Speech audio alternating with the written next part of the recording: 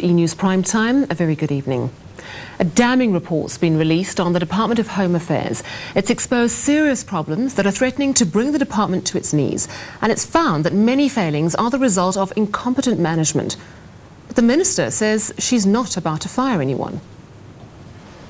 It's an encounter many people dread, having to deal with Home Affairs. The department is riddled with problems, from delays in delivering ID documents to the issuing of fraudulent documents. 10 months ago, Home Affairs Minister Nosiviwe Mapisa-Nqakula admitted her department was in trouble, and she appointed an intervention task team to find out why. Its report reveals that the biggest problem is incompetent management. Among the department's failings are a management structure that prevents it from delivering. The department is still without a Director General. There's little evaluation of performance to help management make the right decisions, and few officials actually know how to use the technology that can help them to do a better job. But the minister is adamant that no one's going to lose their job, no matter how incompetent they are.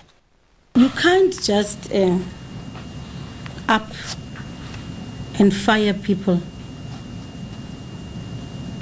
because you feel, or because I feel people are incompetent.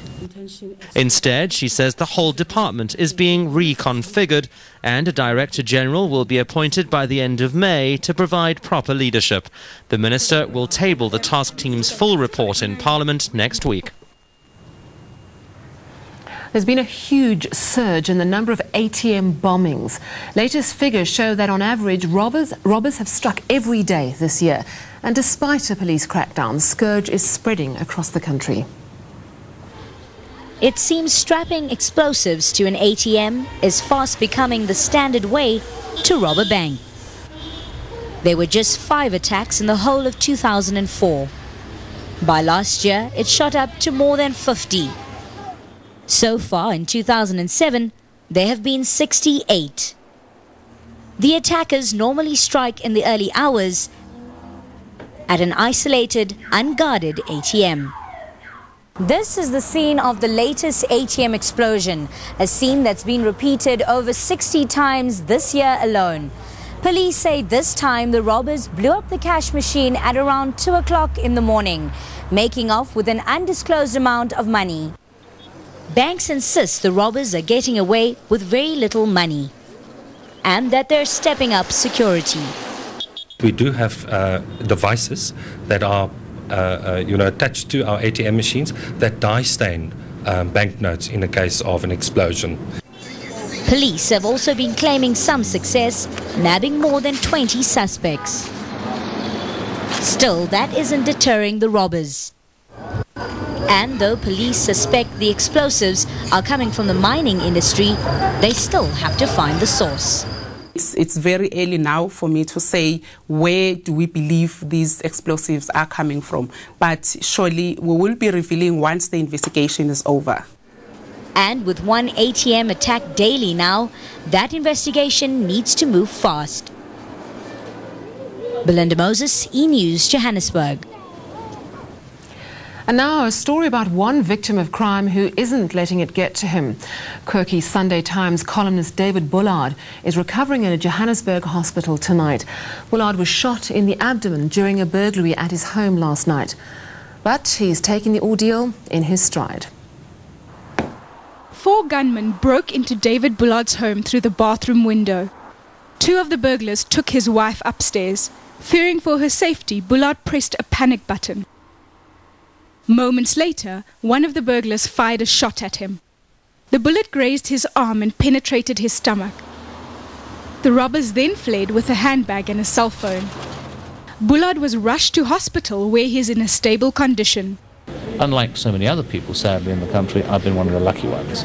And it's a bit of an odd situation when you say you're lucky to be shot and not killed. The burglary comes a day after a survey commissioned by the National Prosecuting Authority revealed that housebreaking is the crime South Africans fear the most. The findings show that most people fear being at home at the time of a burglary. Bullard said he's disappointed about what's happened to him.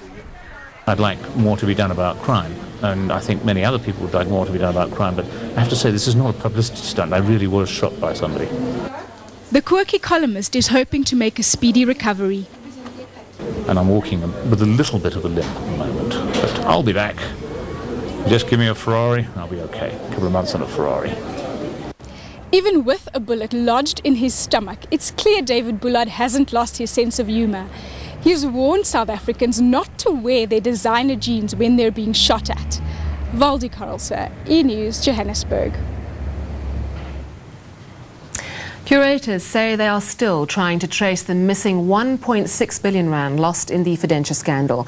The bulk of the money was invested by the Living Hands Trust on behalf of the Mine Workers Provident Fund. Fidentia boss Arthur Brown claims the money can be found in the company's 70 subsidiaries. But curators say they don't know if these companies are worth as much as Brown claims they are.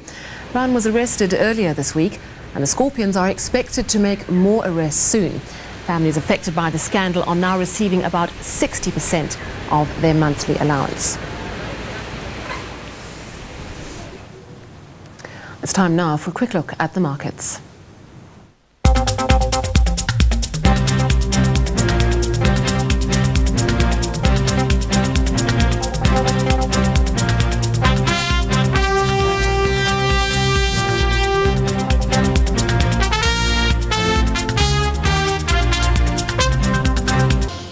Two former DJs with Lesedi FM in the Free State have had a miserable day.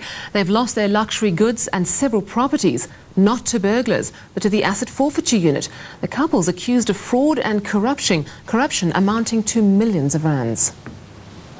Shocked neighbours and fans of the two popular DJs watched as members of the asset forfeiture unit carried furniture and electrical appliances out of their house. A number of cars and taxis were also seized, as well as 4 properties. Tuso and Mamonta Motaung were fired by the SABC's Lesedi FM in December. They'd allegedly promoted their own business interests on air and used funds that were meant for charities. They're accused of misappropriating around 32 million rand. Mamonta Motaung appeared relaxed, telling reporters that she was confident the courts would dismiss the charges against them. The fraud and corruption case continues in Johannesburg this week. Charlene Stanley, E-News, Bloemfontein. A Cape Town shop owner is warning others to be on the lookout for a gang of shoplifters with an unorthodox way of going about their business. They were caught red-handed recently but managed to escape after threatening the owner. Their antics have been caught on camera. 4 women walk in. One highlighted here is handed a 2-litre bottle of juice. Now you see it, now you don't. It's whipped inside her clothing. Minutes later, she's eyeing out the frozen chicken section. Her choice is made. She waits for the right moment, and it too disappears into her underwear. Here's that shot again. I approached him, asked him what happened to the chicken. I saw the camera, you was hiding it in your panties. He said, "No, I must search him." I said, "But I can't search I must wait for police." And then the driver came in. He was staying, and then he came nearer and nearer to the till. But I saw he's got a firearm, so I just left it, let him rather take the chicken. He's still considering laying charges. 2 of these, a huge bri pack, both stuffed successfully down a pair of pants. Something most people would find extremely hard to get away with. This is one shop owner who says he's seen it all and is prepared for any sneaky antics in the future. Police say they're unaware of the suspected gang's activities and can't act until they've received a complaint. Rose Ramsey, E-News, Cape Town.